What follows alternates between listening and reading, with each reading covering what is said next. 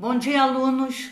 Vamos dar prosseguimento à nossa aula, fazendo uma revisão, sobre relato de viagem que foi dado na aula passada e depois entrarmos em expressões idiomáticas. Vamos lá! O que é relato? O que é relatar? Relatar é contar aquilo que viu, aquilo que sentiu, em relação a uma viagem que foi feita e realizada, Então,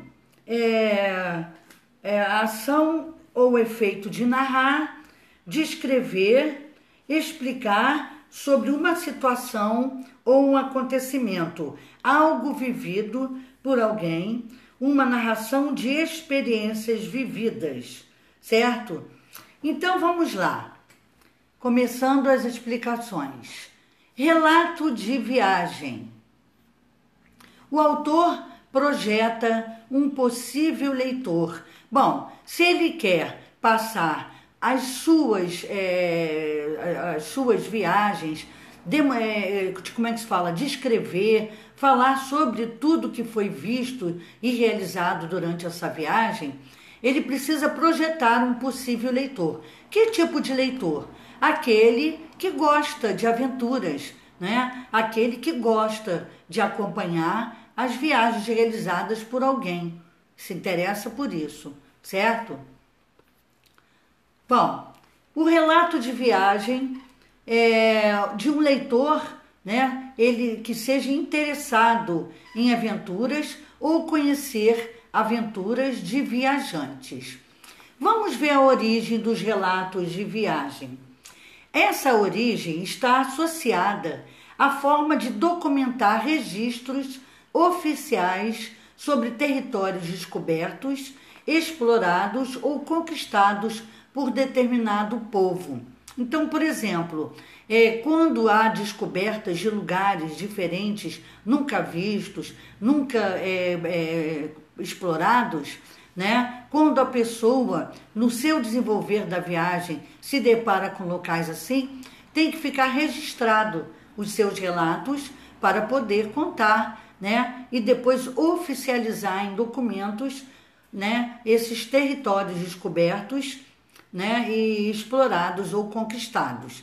Então, no caso aqui no Brasil, aconteceu, por exemplo, com a vinda dos portugueses para o Brasil, a viagem lá de Portugal até a descoberta do Brasil, a chegada aqui, Pero Vaz de Caminha, ele fez o seu relato de viagem, mas na época não tinha livros, não tinha imprensa para poder fazer livros, desenvolver essa parte. Então ele fez através de uma carta, mostrando a Dom Manuel as belezas que aqui tinha, a natureza, os animais daqui, o povo indígena encontrado, como era o seu vestir, o vestir dos índios, como eles se apresentavam, Então, o que aqui tinha o que eles se depararam com coisas importantes, tipo de vegetação, tudo foi relatado, por Pero Vaz de Caminha. Então, o relato está associado à forma de documentar registros oficiais sobre territórios descobertos, explorados ou conquistados por determinado povo. Bom, a outra parte, o relato de viagem costuma apresentar continuidade, pois os fatos são expostos na sequência que ocorreram, Uma coisa vai puxando a outra. Então, por exemplo, a pessoa se depara numa cidade diferente, A pessoa vai explorando o local, a vegetação, o povo, a maneira, os costumes, e vai entrando em detalhes de forma continuada, dando seguimento e sequência, às coisas que vão sendo vistas e descobertas, certo? Marcadores de tempo, no relato de viagem. Os marcadores de tempo, com relatos de viagens, a indicação de marcadores de tempo ajuda a organizar as informações, possibilitando saber, por exemplo, quanto tempo a viagem durou, ou ainda em que momento do dia os fatos aconteceram. Então, os marcadores de tempo vão mostrando se o dia, por exemplo, se iniciou a viagem de manhã cedo ou no final da tarde, em que horário, né? O espaço onde que aconteceu a saída para essa viagem acontecer. Então vai dando prosseguimento, né? Com os marcadores de tempo para saber o tempo e o espaço. Bom, a escolha de palavras. A escolha de palavras para se colocar num relato de viagem é muito importante, né? Porque, por exemplo, elas vão dando abertura para o desenvolvimento do relato, né? Por exemplo, são muito utilizadas os advérbios para indicar o modo como aconteceu a viagem, né? O modo como aconteceu algo que está sendo relatado. São utilizados os adjetivos para poder o quê? Dar a descrição da história da viagem, certo? Então, a descrição é usado muito, de forma minuciosa, certo? Por exemplo, no relato de viagem, vocês vão encontrar muita descrição. Descrição para tudo que está sendo visto, certo? E conhecido. A descrição. Em um relato de viagem, é comum aparecer a descrição de pessoas, não é? As pessoas que durante a viagem apareceram na história, né? Como é que se fala? A importância delas para alguma coisa, né? Se elas são pessoas simples, pessoas mais de elite, se essas pessoas contribuem para o local, né? Como elas vivem. Também é descrito os lugares, né? Se os lugares perto do rio são maravilhosos, são tristes, ou se são sombrios, né? Os objetos encontrados em cada lugar, né? Os aspectos deles, então tudo vai sendo detalhado. A importância desses objetos na venda, para as pessoas poderem comprar, as rotas, né, por onde a viagem está sendo seguida, em que caminho ela vai, né? E distâncias percorridas. É muito importante colocar no relato de viagem a distância já percorrida, o quanto já percorreu, né? Igual o descobrimento do Brasil na rota da viagem de Pedro Álvares Cabral para o Brasil, o tempo que eles levaram de lá até aqui, né? As coisas que eles enfrentaram no mar, como o mar estava no dia, né? Se eles conseguiram uma viagem tranquila ou se houve problemas no meio do caminho, tudo vai sendo relatado. Outra também coisa importante para vocês conhecerem é que lá na Grécia Antiga, né, bem no começo, né, houve a primeira narrativa de viagem, que foi de Homero, que era grego, né? Então, a primeira narrativa, a primeira história contada de viagem foi de Homero, que é grego. Houve também outras, né? As viagens de Gulliver, um autor irlandês chamado Jonathan, certo? Ele resolveu criar um livro, né? Depois, para poder mostrar para as pessoas que se interessam por aventuras o relato dele vivido durante essa viagem que ele fez, né? Bom, também tem Moby Dick. Moby Dick é outro tipo de livro escrito por Herman Melville, certo? Que são experiências que ele teve com os nativos das Ilhas Marquesas, na Polinésia Francesa. Então, para vocês verem, as pessoas também aproveitam para criar livros, porque sabem que as pessoas vão gostar das aventuras que ali se encontram, né? Muitos exploradores produziram relatos saborosos de suas viagens a lugares distantes. igual no livro de vocês que vocês viram sobre Che Guevara, né? Che Guevara junto com seu amigo partiram numa aventura de moto, sem levar muito dinheiro. Foi com pouco dinheiro e pelo caminho eles foram encontrando pessoas que davam abrigo, que ajudavam na alimentação, né? E fizeram amizade. Outros também, né? Outros tipos são os irmãos Vilas Boas, né? Com a viagem que eles fizeram de São Paulo a Mato Grosso, outro tipo de aventura, certo? Então, gente, vocês viram aí que o relato de viagem só pode ser feito, não é, de forma verdadeira.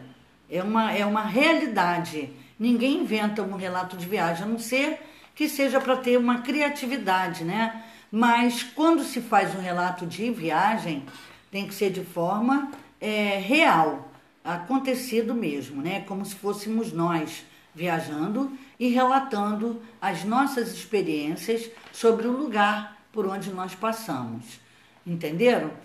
E quando os autores chegam a concluir seus relatos de viagem, né, eles colocam no futuro, aliás, no pretérito perfeito, porque a viagem foi passou, né, e eles estão relatando o que aconteceu no dia que eles fizeram essa viagem, que foi anteriormente, ok? Continuando. Bom, agora vamos ver as expressões idiomáticas. As expressões idiomáticas, né, são conjunto de duas ou mais palavras que se caracteriza por não ser possível identificar o seu significado pelo sentido literal, real. Você tem que fazer uma interpretação.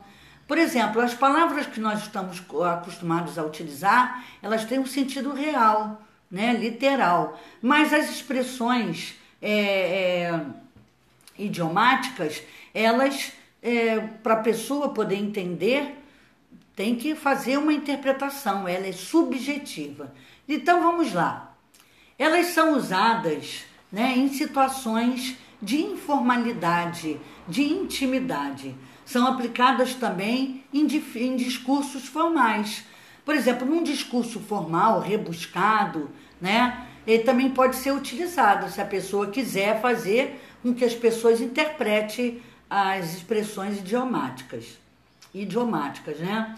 Então, são geradas essas expressões por meio das gírias e tendem a se perpetuar ao longo de toda uma geração. Vocês podem ver que muitas expressões idiomáticas já são antigas, que quando vocês veem, você já sabe o significado. Outras não, você tem que interpretar e alguém te ensinar. Aí depois você vai passar a entender. Então, exemplo de expressões idiomáticas. Ossos do ofício, quer dizer, coisas do trabalho, né? Chover a cântaros. Arrastar a asa por alguém, né? Estar gostando de alguém. Dar trela, dar ouvido, dar conversa fiada. Dor de cotovelo, quando está triste porque perdeu alguém que gostava, né? Bater as botas significa que a pessoa morreu. Favas contadas, né? Coisas que as pessoas contam e não sabem nem se é verdade. Dar o nó. Amigo da onça, aquele que é falso, né? Que ninguém pode ser amigo da onça, né? Então é uma pessoa falsa. Continuando. A gente aí, vocês vão ver, vocês estão vendo exemplos aí de expressões idiomáticas, certo? Então, vamos ver algumas. São usadas, elas são usadas em gírias, em jargões ou contextos culturais específicos, a certos grupos de pessoas que se distinguem pela classe, idade, região, profissão, outro tipo de afinidade. Muitas dessas expressões têm existência curta ou ficam restritas a um grupo onde surgiram. Algumas não vão adiante, fica só naquele grupo que a criou. Outras resistem ao tempo e acabam por serem usadas de forma mais abrangente. Fica limitada a um grupo pequeno de usuários da língua. Bom, o que é a expressão idiomática? Idiomática que se refere ao idioma, ao nosso próprio idioma, nossa língua, né? A língua de um povo. Eu vou dar exemplos para vocês de expressões idiomáticas. Por exemplo, abandonar o barco. Eu estou abandonando o barco. Ou seja, estou desistindo da ideia ou de alguém ou de alguma coisa. Abotoar o paletó, quer dizer, a pessoa morreu, né? Acertar na mosca. Nossa, eu acertei na mosca. Ou seja, eu adivinhei de primeira, eu estava certo. Adoçar a boca. Adoçar a boca é dar algo em troca de um favor, né? Geralmente tem muitas pessoas que fazem isso, dá um dinheirinho, ou seja, para conseguir um favor em troca. Então a gente diz essa expressão idiomática, que estou adoçando a boca de alguém para conseguir um favor para mim, né? Amigo da onça é um amigo falso. Babar ovo é um puxa-saco, a pessoa que fica puxando o saco de outra. E a gente costuma utilizar essa expressão. Lágrimas de crocodilo, como vocês viram no livro de vocês, né? O crocodilo tem as suas lágrimas porque seus olhos são molhadinhos para protegerem-se, né? Só que essas lágrimas, quando se compara a uma pessoa falsa, é para mostrar que são lágrimas fingidas. E o cara de pau? Pessoa folgada, sem vergonha, tá? Então aqui nós terminamos hoje as explicações a respeito das expressões idiomáticas e a continuidade, né,